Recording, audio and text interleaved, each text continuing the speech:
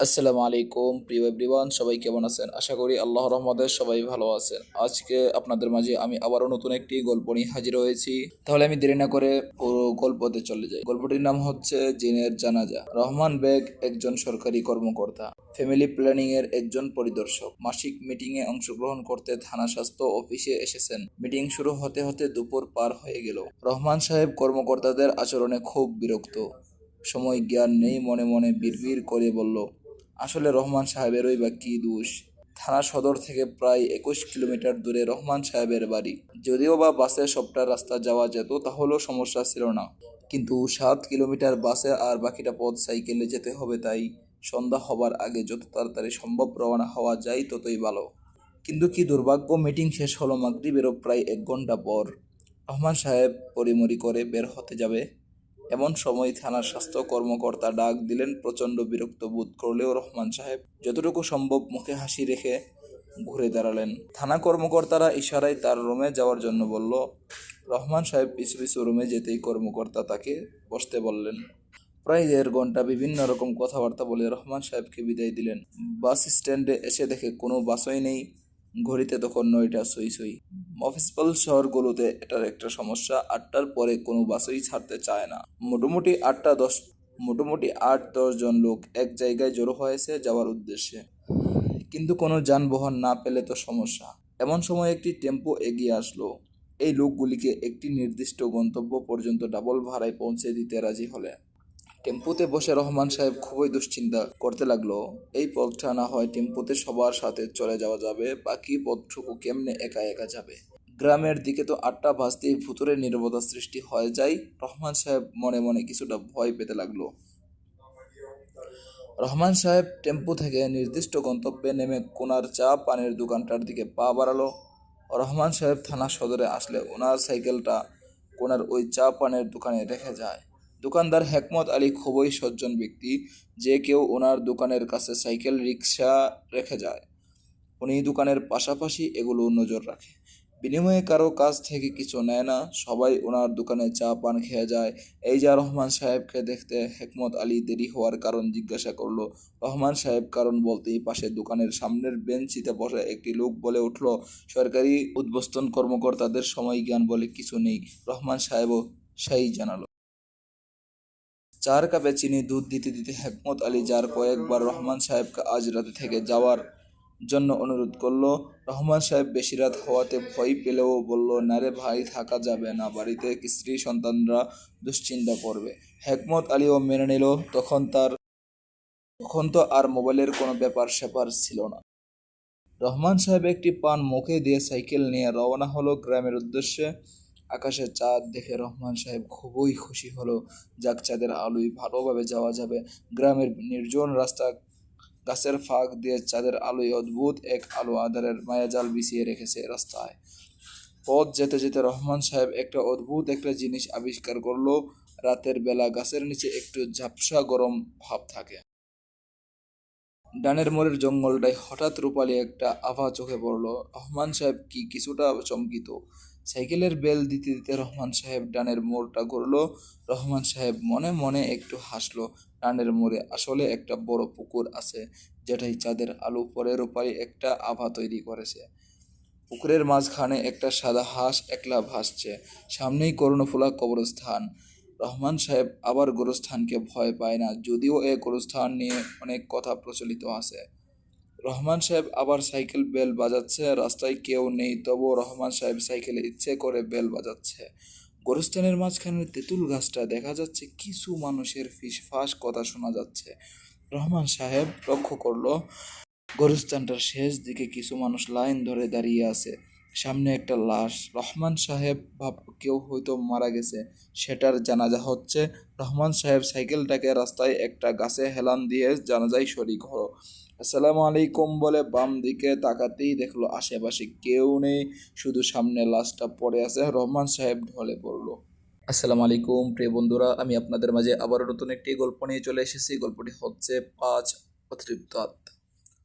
অনেকেই বিশ্বাস করেন আমাদের চারপাশে সবসময় অতৃপ্ত আত্মারা ঘুরে ফিরে বেড়ান। আমরা কখনো তাদের অস্তিত্ব টের পাই না, আবার কখনো পাই। জাপানের এমন 5 অতিরিক্ত আত্মার দৈনন্দিন কর্মকাণ্ডের কথা শোনা যায় যারা সত্যিই ভয়ঙ্কর। এই 5 অতিরিক্ত আত্মার কথাই এখানে বলা হলো। ওকিকো পুতুল। ছোট্ট মেয়েটির নাম ওকিকো। ঘটনাটা অনেক বছর আগের। মেয়েটি একটি সুন্দর পুতুল ছিল যার পরনে ছিল ঐতিহ্যবাহী পোশাক আর মাথায় ছোট চুল। ওকিকোর সার্বক্ষণিক সঙ্গী ছিল পুতুলটি। একদিন ঠান্ডাজনিত অসুখে পড়ে মারা যায় মেয়েটি। কিছুদিন পর ঘটল আশ্চর্যজনক ঘটনা। পুতুলটির চুল আগের চেয়ে লম্বা হয়ে গেছে। সবাই ধরে নিল ওই ওকিকুর আত্মা ঢুকে গেছে এই পুতুলটির মাঝে। এরপর থেকেই পুতুলটিকে রেখে দেওয়া হলো খাঁচায়। কুচিসাকে অন্না। অপঘাতে মারা গিয়েছিল কুচিসাকে অন্না, একটি মেয়ের নাম। জীবিত অবস্থায় তার মুখে গভীর এক কাটা দাগ ছিল, যা নিয়ে তার ভেতর গভীর দুঃখ বোধ ছিল। মৃত্যুর পর অন্যার প্রতৃপ্ত আত্মা প্রচণ্ড ক্রোধ নিয়ে পথে পথে ঘুরে বেড়ায় আর কাউকে দেখলেই প্রশ্ন করে, আমি কি দেখতে সুন্দর? ট্রেঞ্চ কোট ও সার্জিক্যাল মাস্কে ঢাকা মুখ দেখে পথিক যদি তাকে সুন্দর বলে তবে অন্য তার মুখ কেটে দাগ ফেলে দেয়। আর কেউ যদি তাকে অসুন্দর বলে তাহলে তাকে মাথায় হারাতে হয়। হিতবাসীরা। জাপানের প্রচলিত প্রাচীন কিছু ধারণায় একটি হলো বিভিন্ন স্থাপনায় মানুষ ব্যবহার করলে স্রষ্টা খুশি হন এবং স্থাপনা দীর্ঘস্থায়ী হয়। এভাবে বিভিন্ন স্থাপনায় কত শত নারী, পুরুষ ও বাচ্চাকে বলি দেওয়া হয়েছে, ইয়াত্তা নেই। বলি দেওয়া এই সকল মানুষের আত্মা আজও পথে পথে ঘুরে বেড়ায়। Girl from the gap. এই আত্মা ঘরের কোনায় কোনায় লুকিয়ে থাকে। ঘরের লোকজন কারো যদি চোখাচোখি হয় তাকে সম্মোহন করে ফেলে লুকোচুরি খেলার আমন্ত্রণ জানায়। এতে সাই দিলেই বিপদ। অজানা এক স্থানে নিয়ে যাবে যেখান থেকে ফিরে আসা যায় না। টিকটিক। এটা এক সুন্দরী অতৃপ্ত আত্মা। অনেক অনেক আগে ট্রেনে কাটা পড়ে মাঝ বরাবর কেটে যায়। এরপর থেকে নিজের অংশ খুঁজে না পেয়ে 2 হাত ভর দিয়ে হাঁটে। হাঁটার সময় টিকটিক আওয়াজ হয়। গভীর রাতে পথিমধ্যে কাউকে পেলে একই হাল করে। সে রাতে টিকটিক আওয়াজ শুনলে সাবধান, ভয়ঙ্কর সেই 5 অতৃপ্ত আত্মা। আসসালামু আলাইকুম প্রিয় এভরিওয়ান, আপনাদের মাঝে আমি আবারও নতুন একটি গল্প নিয়ে হাজির হয়েছি। চলুন আমরা সরাসরি গল্পতে চলে যাই। গল্পটির নাম হচ্ছে মেয়েটির সুইসাইড। ঘটনাটা শুনেছি আমাদের মসজিদের মুয়াজ্জিনের কাছ থেকে। তার নাম হানিফ। বয়স 40-এর মতো হবে। সে চাকরি সূত্রে খুলনায় থাকতেন। তার বাড়ি বাগেরহাট জেলার চিকলমারি থানার কালকিনি গ্রামে। প্রতি বৃহস্পতিবার আসরের নামাজ শেষে গ্রামের বাড়িতে যান এবং শনিবার জোহরের নামাজ আমাদের মসজিদে পড়েন। মূল ঘটনাটা বলি তার ভাষায়। দিনটা ছিল বৃহস্পতিবার। আমি খুলনা থেকে রওনা দিলাম বিকাল 6টায়। আমাদের সদর থানায় পৌঁছাতে পৌঁছাতে রাত 9টা বেজে যায়। সদর থেকে আমার বাড়ি আরও 20 কিলোমিটার পথ। কোনো গাড়ি না পেয়ে একটা মোটরসাইকেলকে ভাড়া করি। মোটরসাইকেলকে করে বাজার পর্যন্ত আসি। এরপরে রাস্তা ভাঙ্গা ও কাদা থাকায় গাড়ি আর যেতে পারবে না বলে তাকে ছেড়ে বাজারে তখন পৌঁছাই। সময় তখন রাত 9টা 50। বাজার থেকে আরও 3 কিলোমিটার দূরে আমার বাড়ি। বাজারের কোনো দোকান খোলা নেই। আকাশ একটু মেঘলা থাকায় বেশ অন্ধকার লাগছে। আমার কাছে একটা 2 ব্যাটারি টর্চ। আমি হাঁটতে লাগলাম। যে রাস্তা দিয়ে আমি হাঁটছি তা 6 মাটির রাস্তা। রাস্তায় বাম পাশেই ছিল খাল, ডান পাশে পাট ক্ষেত। কিছু দূর হাঁটার পরে একটা পূজা মণ্ডপ। মণ্ডপটার গেটের উপর একটা মহাদেবের মূর্তি 25 ফুট উঁচু হবে ও তার পাশে শ্মশান। মহাদেবের মূর্তিটার গায়ে শেওলা পড়ায় ওইটাকে ভয়ঙ্কর দেখাচ্ছিল। শ্মশানটার দিকে যখন তাকালাম মনে হয় কেউ যেন একটা ওখান থেকে দৌড়ে আসবে আমাকে ধরতে। কিছুই দেখি না, কিন্তু মনে হচ্ছে কেউ বুঝি আমাকে দেখছে, আমাকে অনুসরণ করছে। আমার পেছনে বুঝি কেউ আছে। দোয়া পড়তে থাকি মনে মনে। প্রথমে কিছু মনে থাকলেও পরের গুলো ভুল হতে থাকে। কিছু দূর যাওয়ার পর পাশের খালে একটা নৌকা দেখে একটু সাহস পাই। নৌকায় লাইট মারি কিন্তু কোনো সারা শব্দ নাই। আমি জিজ্ঞেস করি, কেউ কি আসো? তবুও কোনো সারা শব্দ না পেয়ে আমি নৌকার কাছে যাই। নৌকার পাটাতনের ভিতরে লাইট মারি। ভিতরে যাকে দেখলাম তাকে আমি চিনি। নাম হলো গফুর। গফুরকে বললাম, কিরে তুই এত রাতে এখানে কি করিস? গফুর বলল, আমি না থাকলে আপনার এত করা তো কে? এত রাতে কথাটা শুনে আমি ঘড়িতে তখন সময় 1টা 55 মিনিট। আমি যেন আকাশ থেকে পড়লাম। এত সময় তো হতে পারে না। আমি কি 3 ঘন্টা ধরে হাঁটছি? মোটের পরে 3 থেকে 40 মিনিটের রাস্তা। আমি গফুরকে কিছু বুঝতে দিলাম না। গফুরকে বললাম, গফুর আমারে একটু পার করে দে। এ বলে আমি গফুরের নৌকায় উঠলাম। নৌকা পারে ভেড়ার পর আমি গফুরকে বললাম, গফুর আমার একটু বাসা পর্যন্ত পৌঁছে দিবি? গফুর একটু ভেবে বলল, ভয় পাইছেন, চলেন। আমরা দুজন একসাথে হাঁটছি। কিছু দূর আসার পর আমি খেয়াল করলাম গফুর আমার পেছন পেছন হাঁটে। সামনে একটা কবরস্থান এবং কবরস্থান থেকে ধোঁয়া বের হচ্ছে।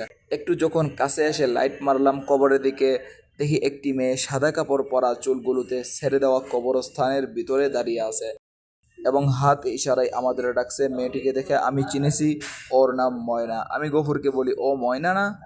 হঠাৎ বুকের ভিতরটা কেমন যেন করে উঠলো, শরীর কেঁপে গেল। আমার পাশে গফুর নেই। আমি একটা চিৎকার দিয়ে দৌড়াতে দৌড়াতে একটা বা সামনে গিয়ে অজ্ঞান হয়ে পড়ি।